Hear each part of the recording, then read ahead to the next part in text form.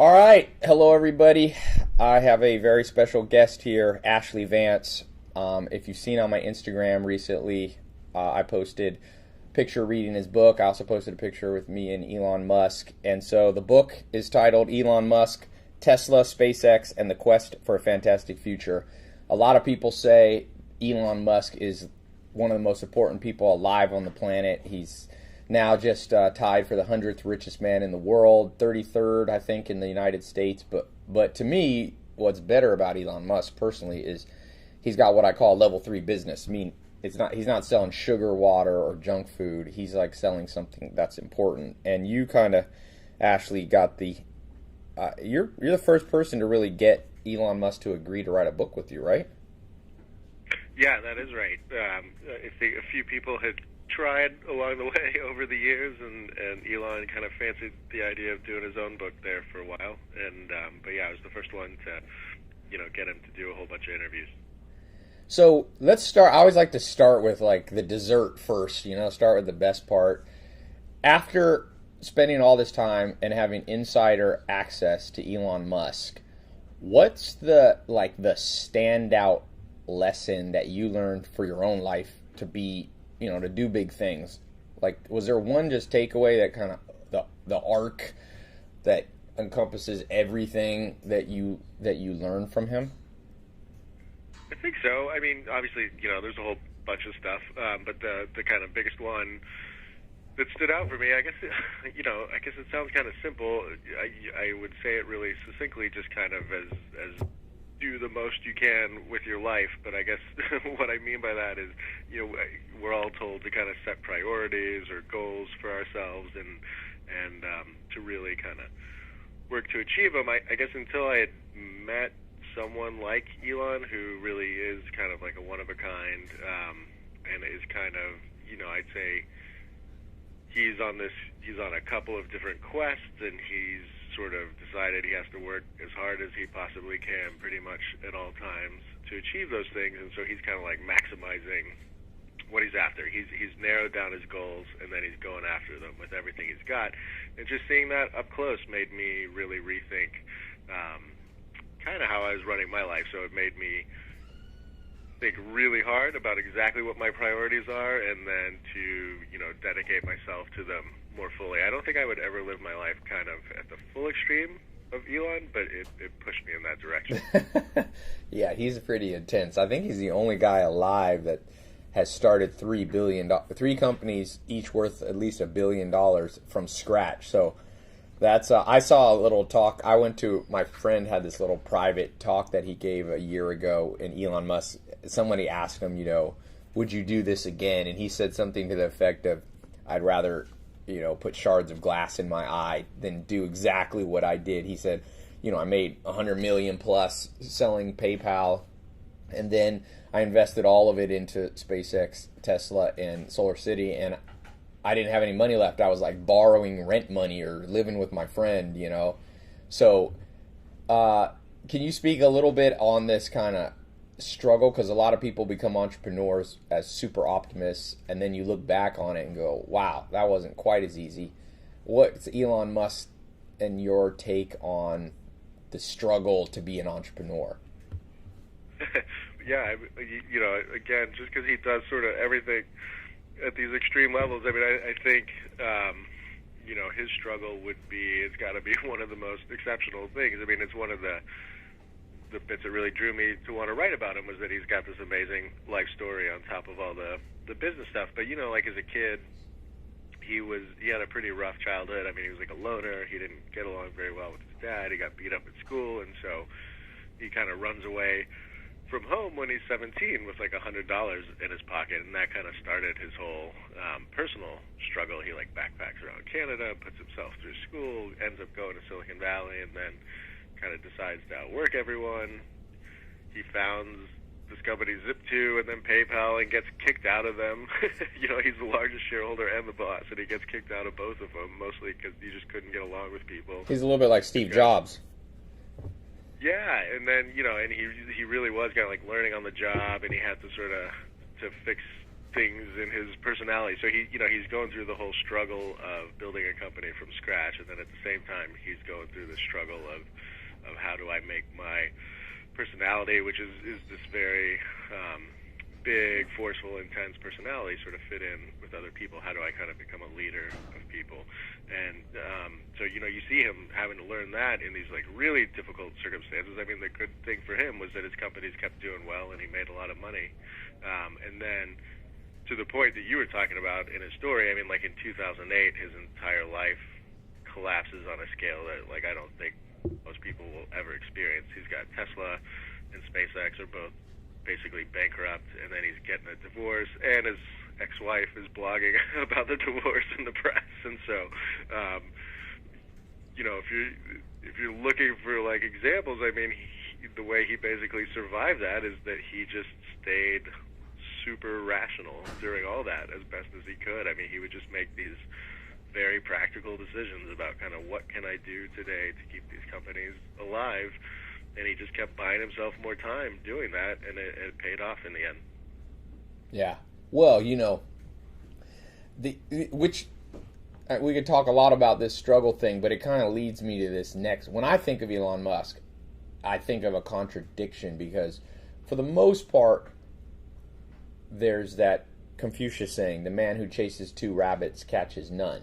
And so there's a part of me that says, this guy, he broke the rule. Like, he focused on all this different stuff, and he's been somewhat, very successful.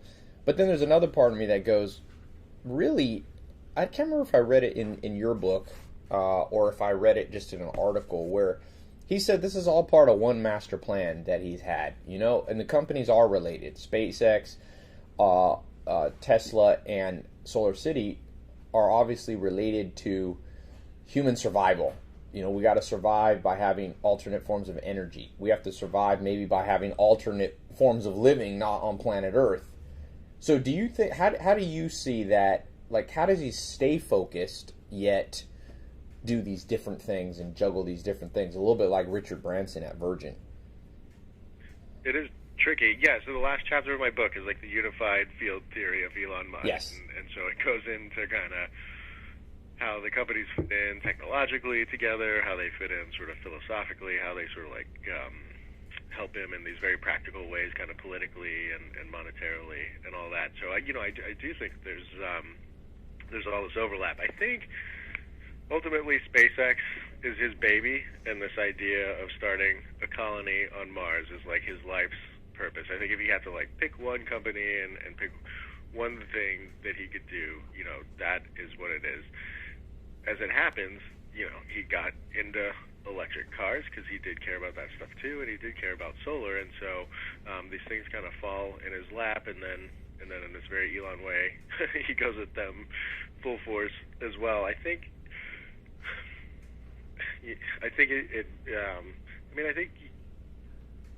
most people would burn out doing this, and I think he does get sort of close to that. I don't know how long he can kind of sustain this, but did you see some of that where he's like, hey, I might have bitten off more than I can chew, even though he's a supercharged guy? Do you see him running right at the edge? Yeah, he's definitely running right at the edge. I don't think he would ever audibly say, I bit off more than I could chew, because I think Elon's ego is that, he could tackle anything. But we would have these dinners. I mean, he would come, and, some of them he looked fine, and then some of them it was like, it struck me as like a guy who had just run a marathon or something like that. This kind of really, these bags under your eyes and just this kind of sallow look in your face. And it was not that he had run a marathon. It was, he'd just been up for days on end. He kind of pushes himself to the very limits. You sort of have to, because neither SpaceX nor Tesla is, there's like a crisis happening at both companies all the time that he has to deal with. So he never really gets a break. Yeah, one of my mentors, Alan Nation, said, Ty, you got to make a change when the first thought that happens when you wake up is, what crisis is going to happen today? And so it sounds like Elon Musk might be able to go, what 2 crises are going to happen today? Or maybe even 3. That's it.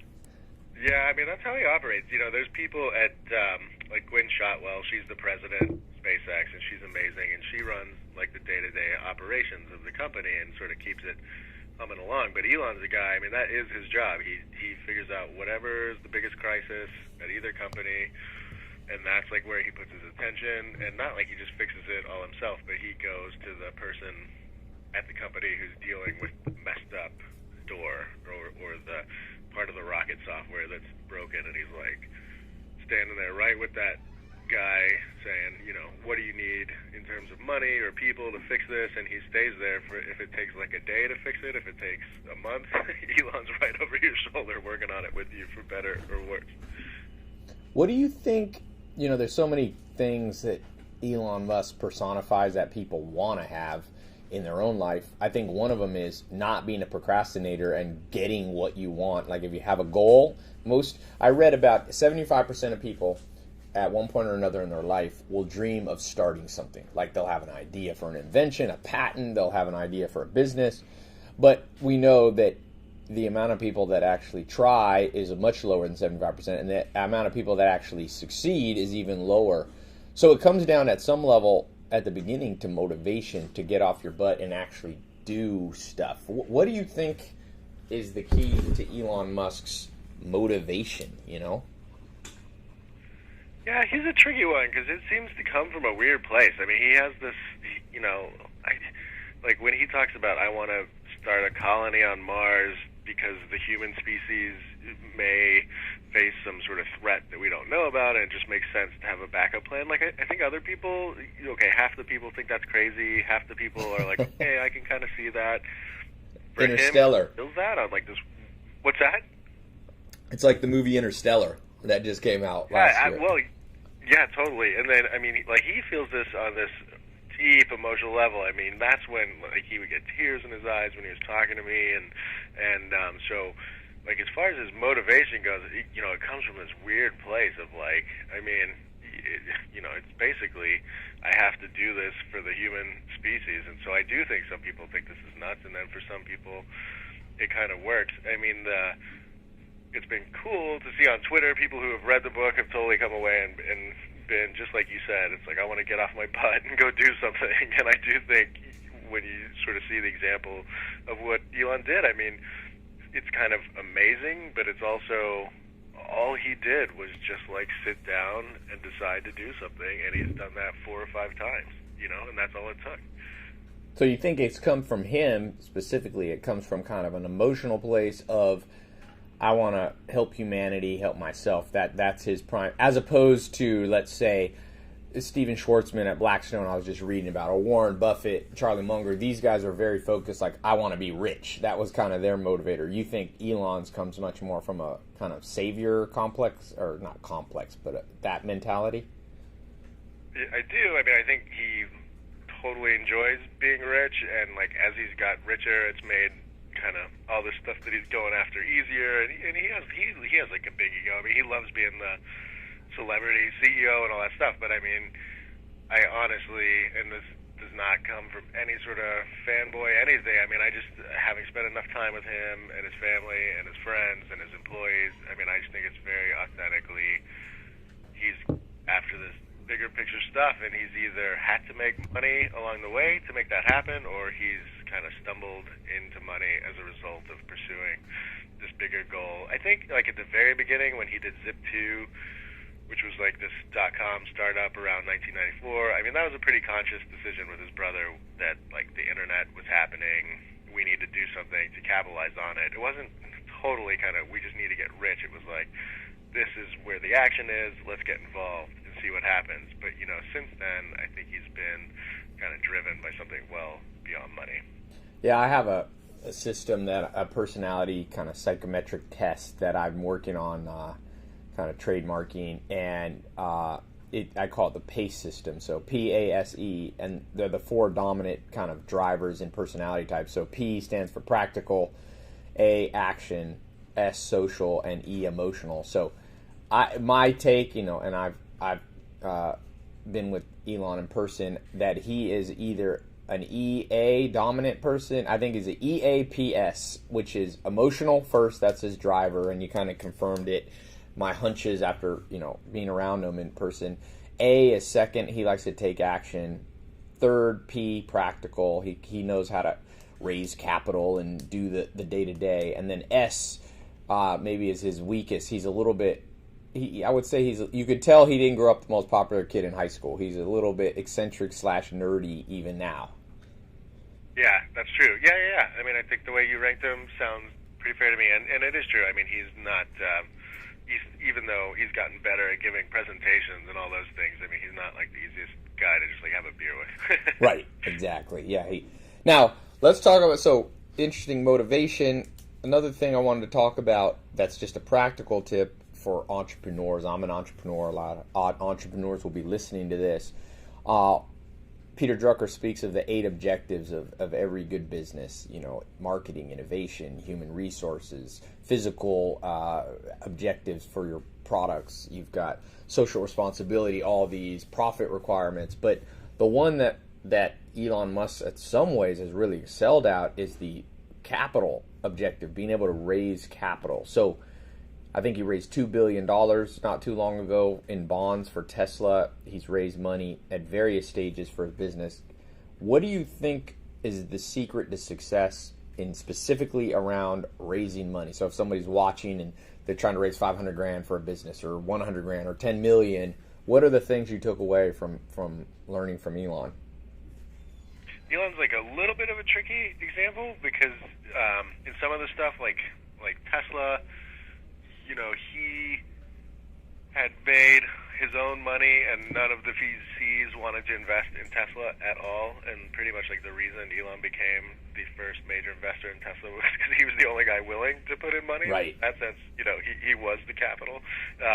But you're completely right. I mean, subsequently, like more than anyone else, I think we've seen in recent memory. I mean, he has a real gift. Of late, because his star has been rising, it's like everyone wants to buy in to Elon Musk, and so it's gotten pretty easy for him to raise capital. I'd say in the darker days, kind of like 2008, when you had this whole world was melting down with a financial crisis and all those things, and Elon was still able to raise money in those environments. I mean, to me, he gives off such a complete devotion and commitment to what he believes in, and that's what other people buy into. It is that, like when he talks about something, he not only talks about it with passion, but he explains it so it just seems to make so much sense. Even when he's telling you about like a Mars colony, and that there's all these things that need to be done to make that happen. I mean,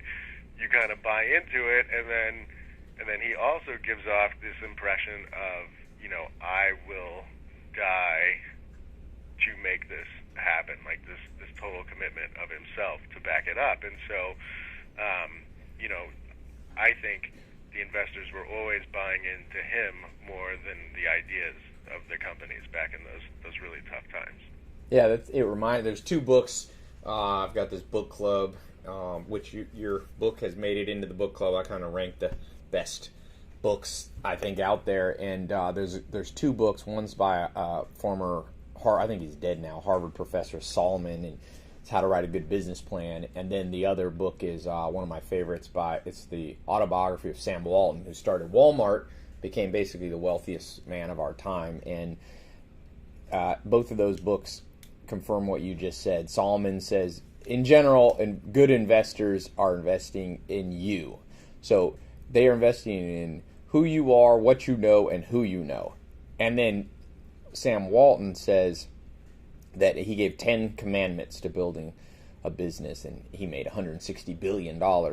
And he said, the first one is commit. And I find most entrepreneurs have a hard time committing because they're not good at coming to a place where they say, yes, I know what I should be doing. So maybe the lesson from what you said is to raise capital is an after effect of you knowing what you're doing and it being in an area that you have competence and passion in. Does that sound? Yeah, well, yeah, I mean, I think I think you can make a case for that. I think with Elon, I think like he knew what he wanted to do more or less. in some cases with something like SpaceX, I mean, it's kind of changed over time. You know, he like went into that thinking he'd be kind of like the Southwest of space, and they would just assemble things, and then from other made by other companies, and then over time he's like, no, the only way we can really get this cheap enough is if we make it all entirely ourselves, which is like a huge shift. I mean, then you've got to get all these manufacturing plants and everything. So Elon, he flies by the seat of his pants a little bit, but I mean, to your point, you know, he's kind of got this belief that he can kind of achieve whatever he sets his mind to behind it, and he has this bigger goal that he's shooting for. And you know, there's this guy Steve Jurvetson, who's a venture capitalist at Draper Fisher Jurvetson, and he's invested in all of Elon's companies and has probably made the most money off of Elon besides Elon. And you know, I've talked to him. He's in the book a whole bunch. And I mean, that's completely what he says is pretty much like Elon could have come to them with just about anything, and they would invest in it just because they know he'll pull something off at the end. Well, it's like there was a professor, Megginson, who explained Charles Darwin's theory, and he said what Darwin was really trying to say is that it's not the strongest or the smartest who survive, but it's those able to adapt to the environment in which they find themselves. And so what you're saying is Elon Musk has this overarching goal, but then he's willing to pivot, adapt, and be changeable with SpaceX. If it becomes apparent that he shouldn't be the Southwest of space, he should do something else, he's willing to pivot and change. I think changeability is really why Homo sapiens are the dominant species on planet Earth right now. Yeah, I mean, I think he does. You know, like with something like Tesla, it's funny because there were moments in time where the company thought about, okay, maybe we should make a hybrid car and put in, you know, a gas engine alongside the electric stuff to recharge. You take advantage of, like, obviously the fuel network and all that stuff when you need it in emergencies.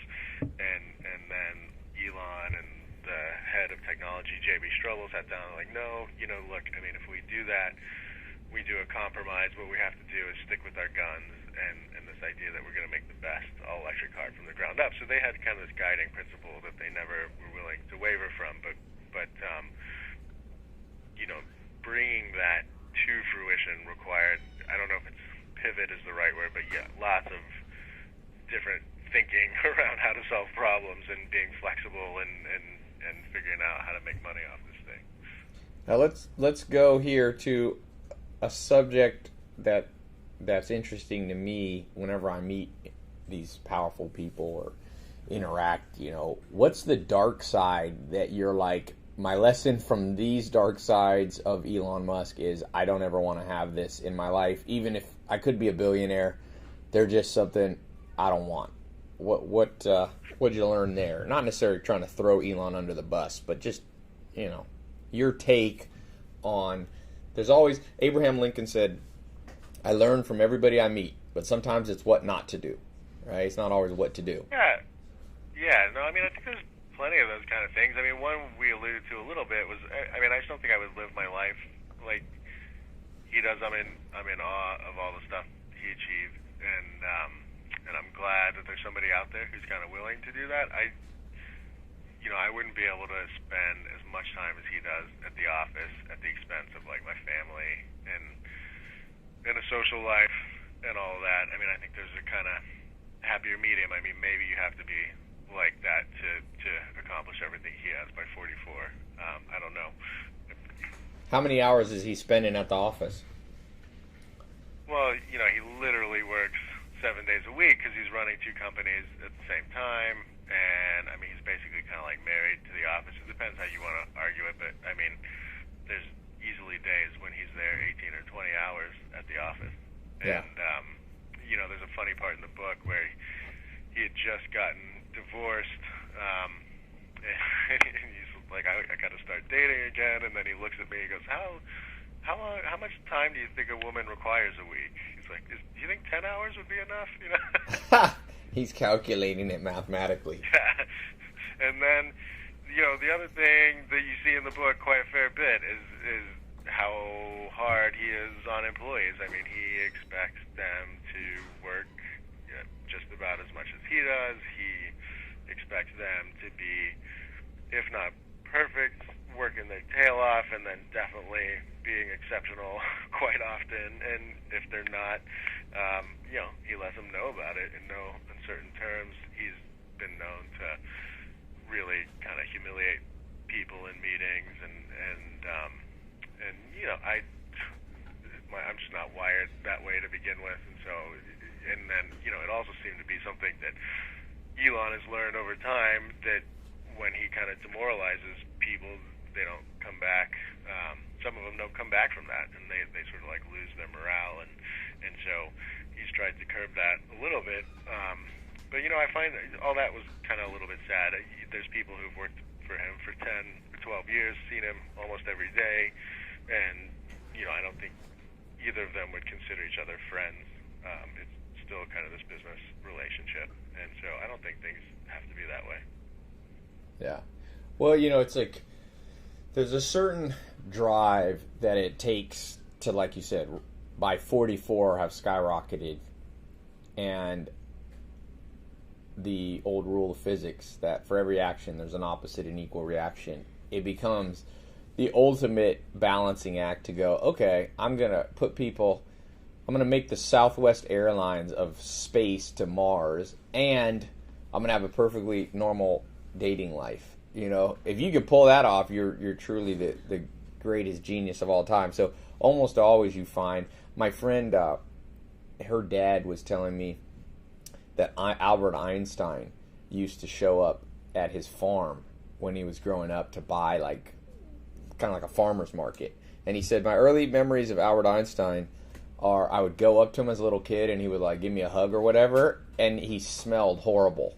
So Albert Einstein could not quite find the time to wear deodorant or take a bath because he was off on planet, Lululand, coming up with E equals MC squared. So I think it's one of those, humanity has to balance out Einstein. Like the other 7 billion people on the planet, we take showers so that the room doesn't smell when Einstein walks in.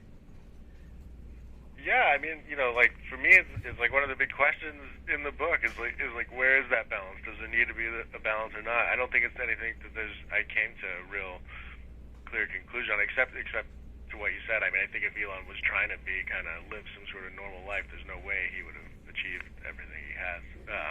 But it's that whole sort of the ends justifying the means thing that obviously kind of repeats all the time in literature, and I think Elon's life is like a total experiment in that. So socially, he's divorced, and that took a toll on him. He's got, I think, 5 kids. How, through this, let's talk for a second about the kids. Were you able to interview the kids? What's their take on having a dad like this?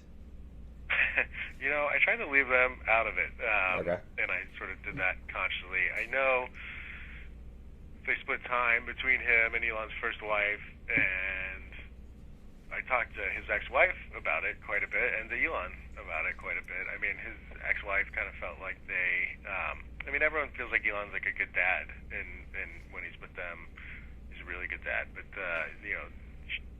his ex-wife Justine felt like the kids were living this totally bizarre, kind of unreal life, and that her job was to kind of keep them a little more grounded. I mean, they go to the SpaceX factory on the weekend and sort of have to sit there while their dad works. They're like the only boys. They're all boys, and they're the only boys on Earth, I think, who get bored going to the rocket factory.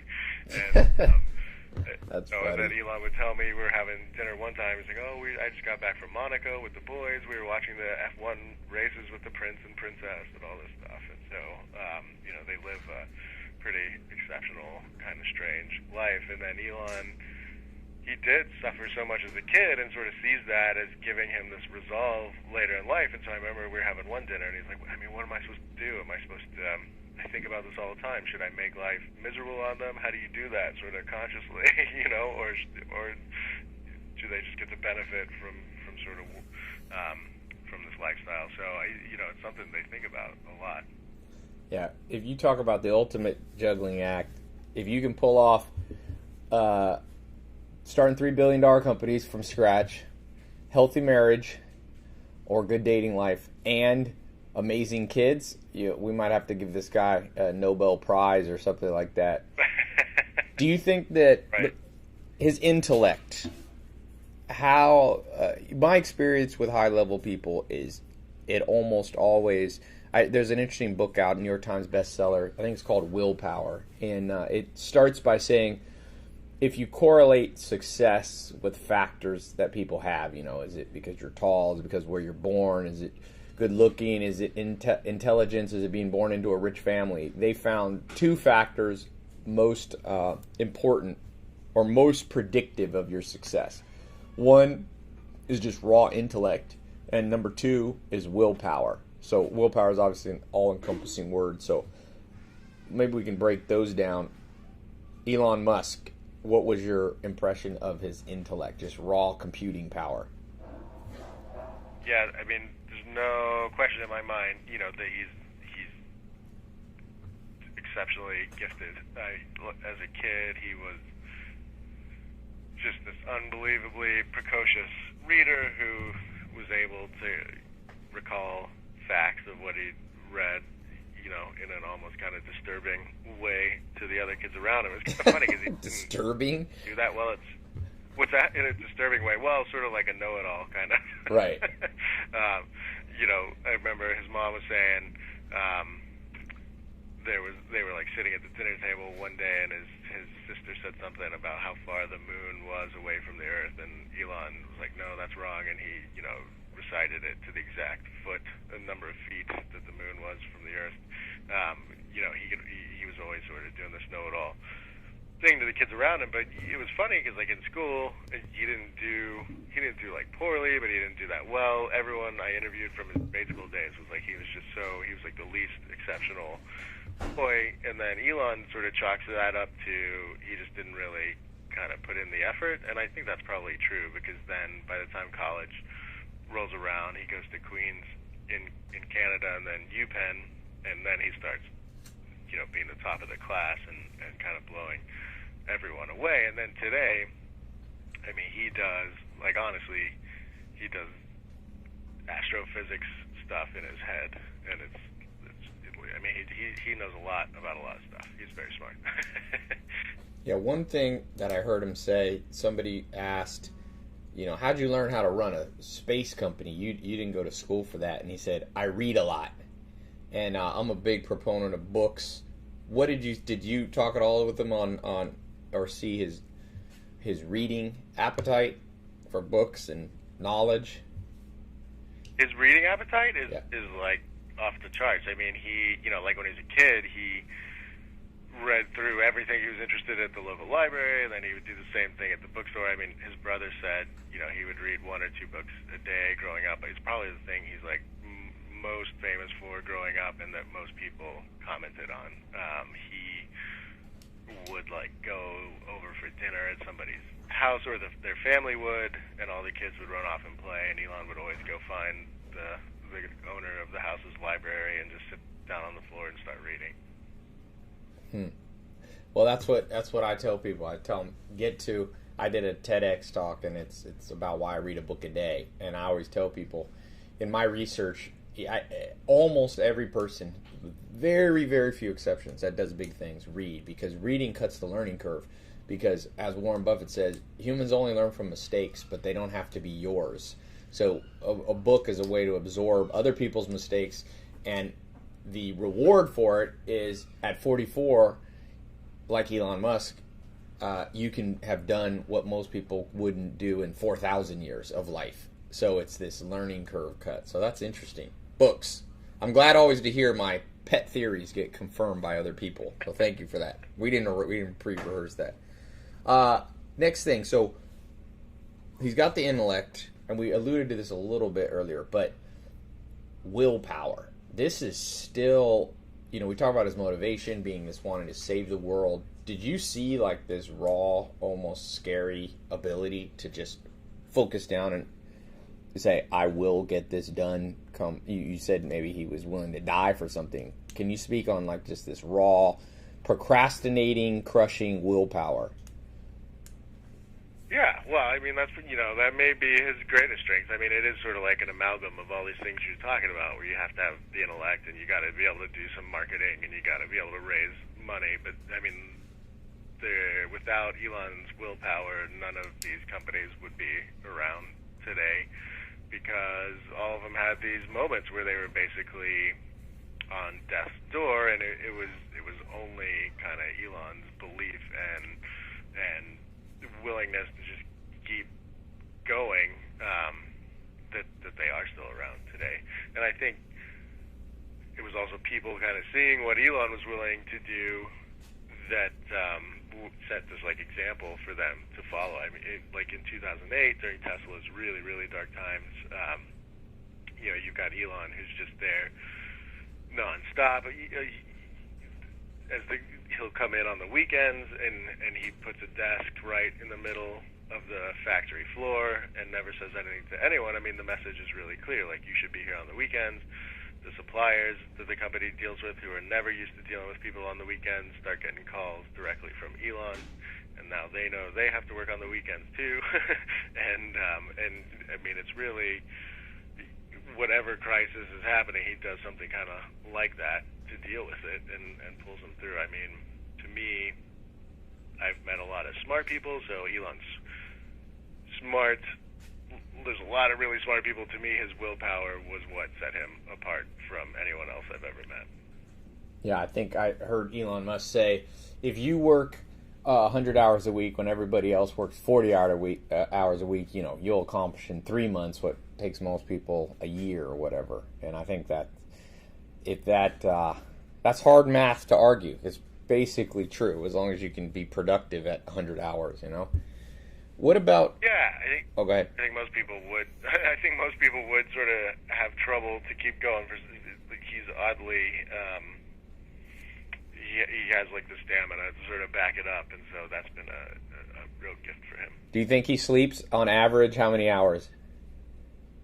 Well, he says he sleeps like 4 or 5 hours, and I think that's probably true. He would like knock off, sending emails at like 12 or 1 and sort of kick back up again around 5. I mean, if he sleeps 4 or 5 hours, it's like right on the nose, and then he's back to it.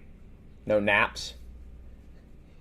Not that I know of. I mean, we'd meet for dinner at 9 o'clock at night, and then we'd talk for 3 or 4 hours, and so it'd be around midnight, and we'd stop, and then I'd be going home, and we'd be in Silicon Valley. He'd get like back on his jet and fly to LA and be doing email that whole time. I mean, and then it never seemed like there was room for naps in the middle of all this stuff he's got going on.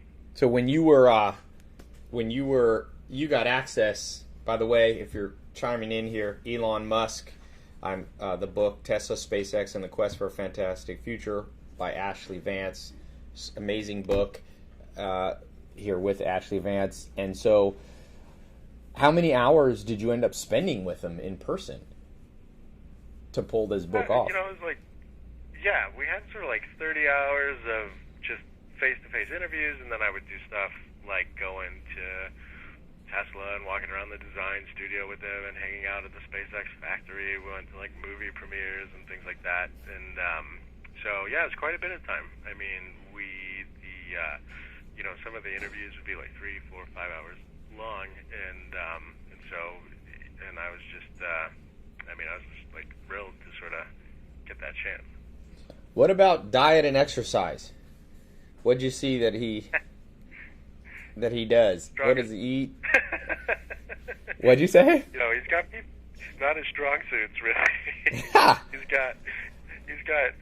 got people that bring him food and everything, and it's all like, okay. I mean, there's nothing. At one point, he was kind of doing like a low carb thing to try and lose weight, because he really doesn't. He goes through fits and periods where he kind of will exercise, that he exercises like super intensely and has the trainer and all that stuff, but then I think work gets the best of him, and he tends to put on a little bit of weight during those periods. Yeah. So does he have the typical, if you're at his house, does he have the Iron Man type house? Does he have gadgets and maids and all this beautiful supermodel now that he's single? Does he live that, or is he pretty much not quite as glamorous because he's always at the office?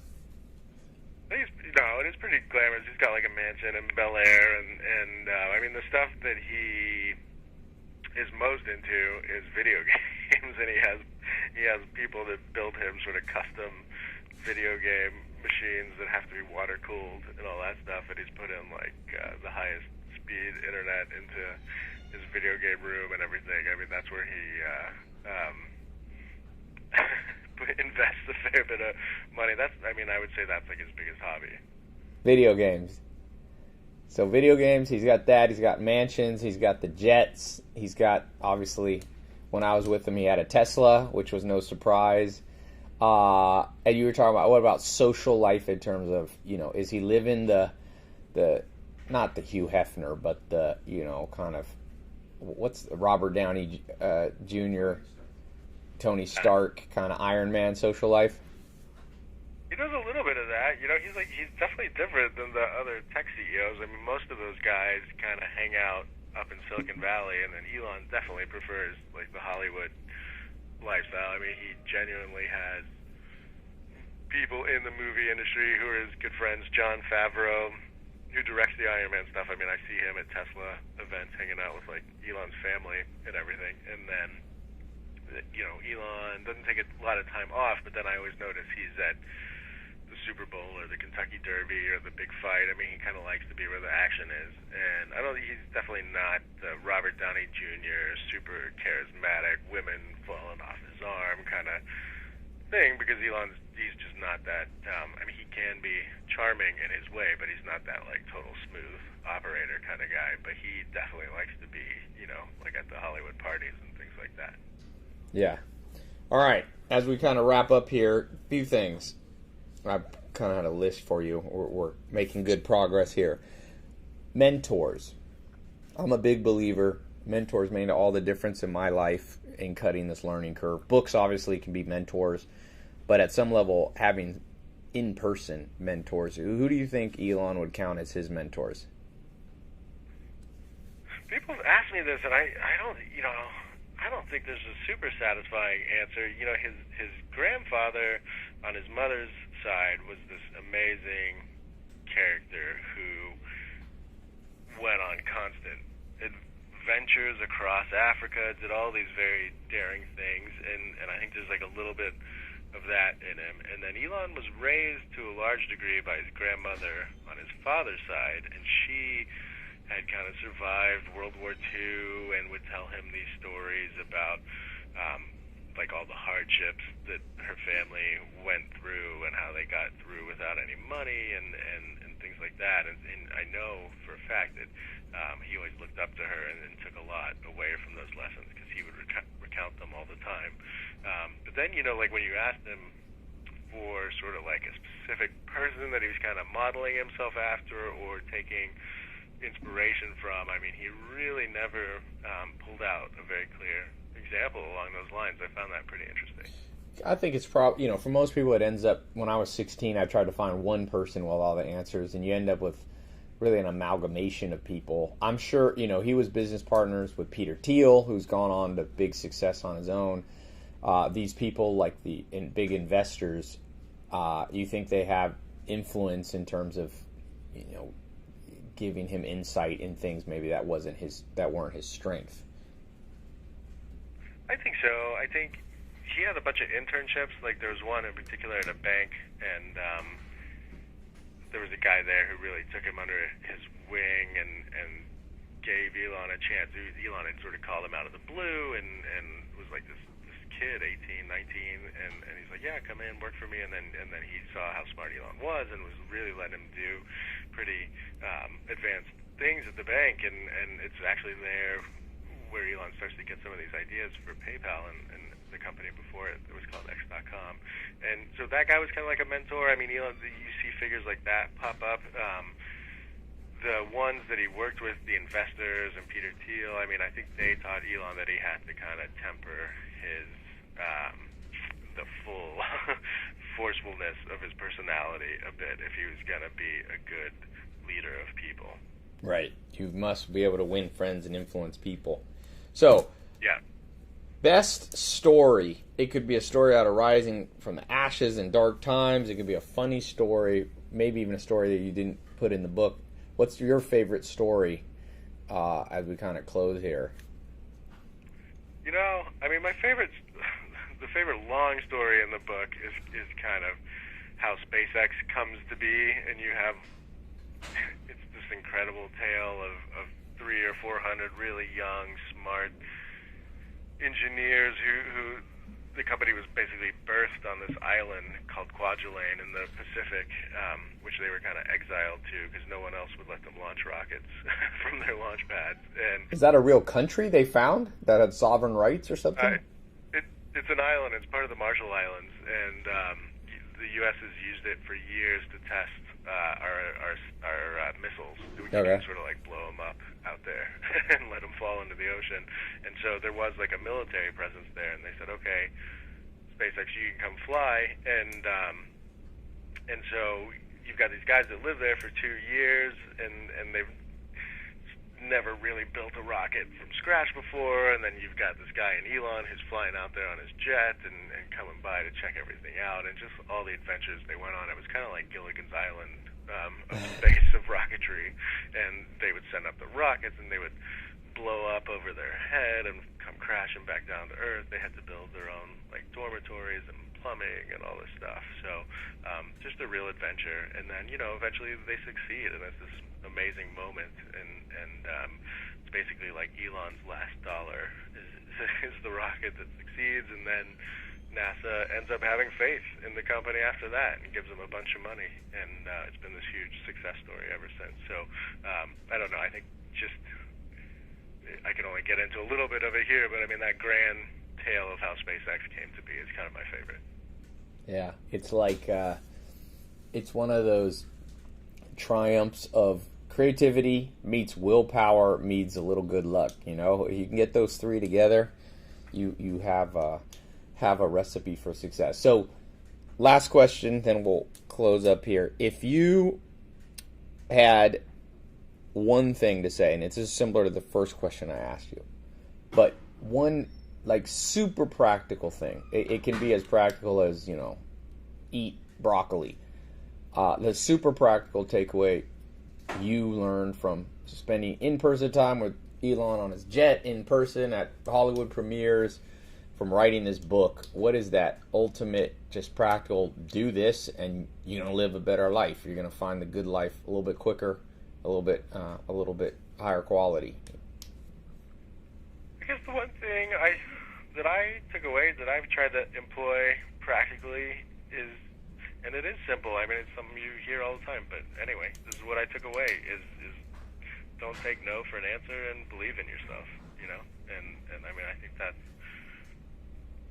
a huge fundamental thing that Elon lives in his life. It's something that I employed while I was writing the book and sort of getting turned down for things, even by because he kept turning you down and you kept saying, give me another chance, let's do this, right? Yeah, just perseverance. I mean, I spent 2 years interviewing hundreds of people and sort of wore Elon down through that, and when I would get down on myself, because you go through lots of ups and downs while you're researching and writing a book. I mean, I would always go back and be like, what would Elon do right now? And he would just what would Elon do? You wouldn't have one of those bracelets. He'd keep going, and he also, the believe in yourself thing is important too, because if you look at his life, he's had just about everybody always tell him what he was doing was either wrong or impossible, and a lot of times it's taken much, much longer and been more expensive than he thought, but he has accomplished it in the end.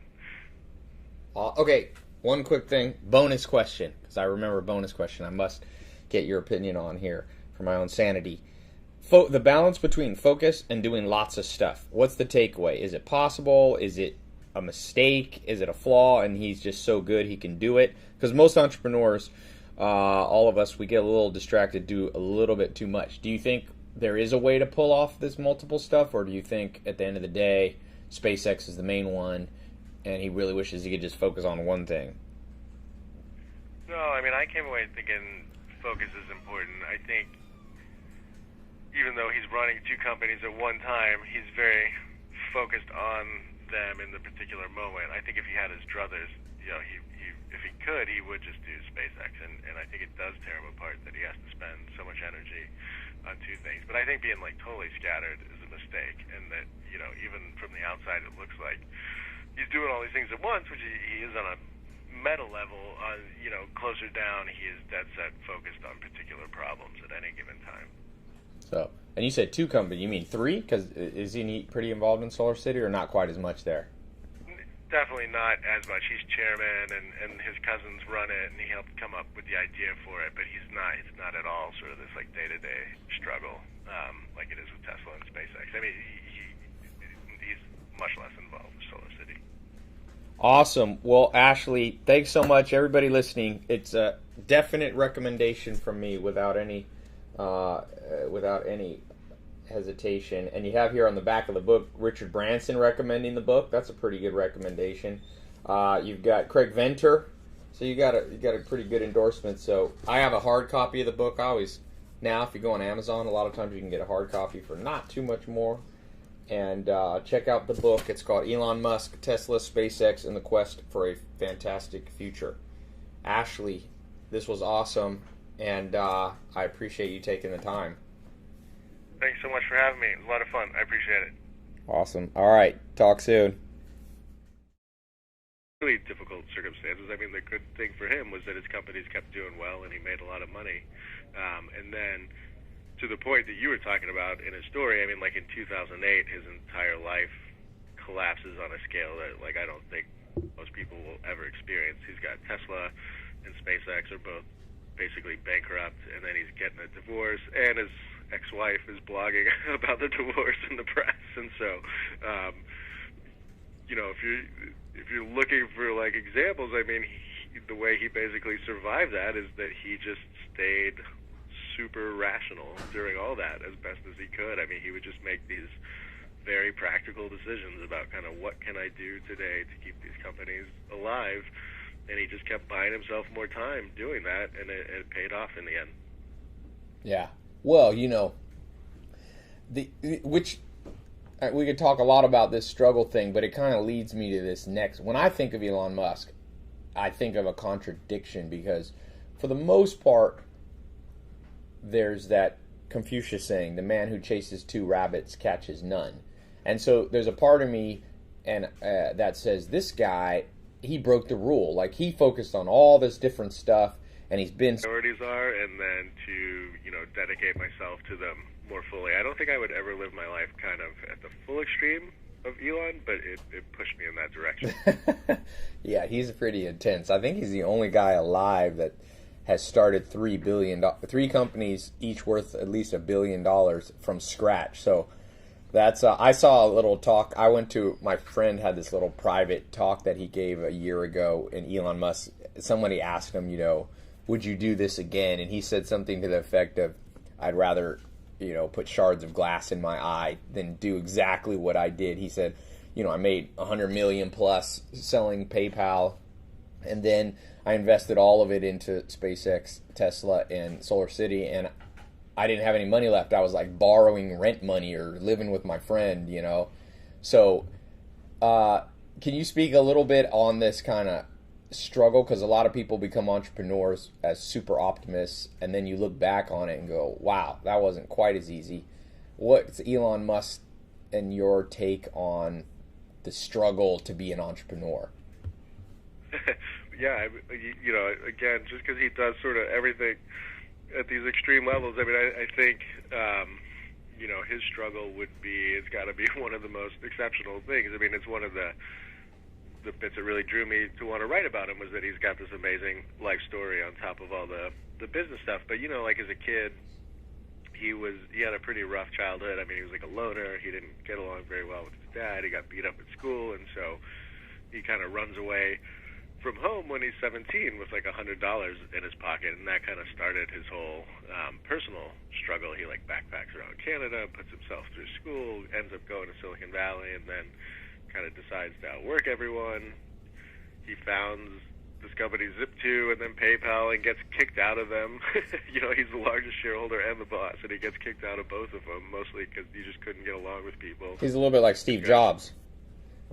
Yeah, and then, and he really was kind of like learning on the job, and he had to sort of to fix things in his personality. So he's going through the whole struggle of building a company from scratch, and then at the same time he's going through the struggle of how do I make my personality, which is this very big, forceful, intense personality, sort of fit in with other people? How do I kind of become a leader of people?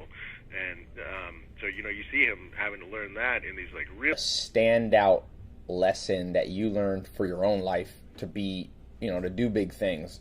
Like, was there one just takeaway that kind of the arc that encompasses everything that you learned from him? I think so. I mean, obviously, you know, there's a whole bunch of stuff, but the kind of biggest one that stood out for me, I guess, you know, I guess it sounds kind of simple. I would say it really succinctly, just kind of as do the most you can with your life. But I guess what I mean by that is, you know, we're all told to kind of set priorities or goals for ourselves and to really kind of work to achieve them. I guess until I had met someone like Elon, who really is kind of like a one of a kind, and is kind of, you know, I'd say he's on a couple of different quests, and he's sort of decided he has to work as hard as he possibly can pretty much at all times to achieve those things. And so he's kind of like maximizing what he's after. He's narrowed down his goals, and then he's going after them with everything he's got. And just seeing that up close made me really rethink kind of how I was running my life. So it made me think really hard about exactly what my priorities. All right. Hello, everybody. I have a very special guest here, Ashlee Vance. If you've seen on my Instagram recently, I posted a picture reading his book. I also posted a picture with me and Elon Musk. And so the book is titled Elon Musk, Tesla, SpaceX, and the Quest for a Fantastic Future. A lot of people say Elon Musk is one of the most important people alive on the planet. He's now just tied for the 100th richest man in the world, 33rd, I think, in the United States. But to me, what's better about Elon Musk personally is he's got what I call level 3 business. I mean, he's not selling sugar water or junk food. He's like selling something that's important. And you kind of, Ashlee, got the you're the first person to really get Elon Musk to agree to write a book with you, right? Yeah, that is right. I think a few people had tried along the way over the years, and Elon kind of fancied the idea of doing his own book there for a while. And but yeah, I was the first one to, you know, get him to do a whole bunch of interviews. So let's start. I always like to start with like the dessert first, you know, start with the best part. After spending all this time and having insider access to Elon Musk, what's the